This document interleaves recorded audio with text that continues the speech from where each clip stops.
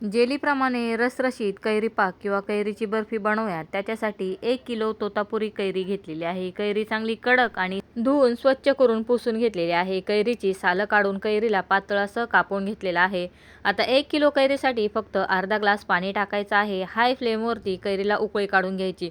उकळायला लागली की त्याच्यावरती झाकण ठेवून 5 मिनिटं वाफ काढून घ्यायची। कैरी मस्त शिजलेली आहे, चाळणीने गाळून घ्यायची। आता याच्यामध्येच 1 चमचा वेलची पूड टाकलेली आहे। आता पुन्हा कैरीचं मिश्रण गॅसवरती ठेवलेलं आहे। त्याच्यामध्ये 200 ग्रॅम साखर टाकली, चवीनुसार मीठ टाकलं आणि चांगलं मिक्स करून घेतलं।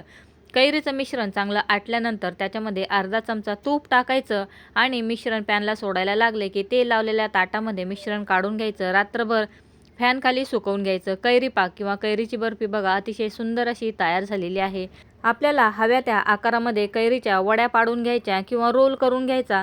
कैरी पाक कैरीची बर्फी तयार झालेला आहे। फुल व्हिडिओ आपल्या चॅनलवरती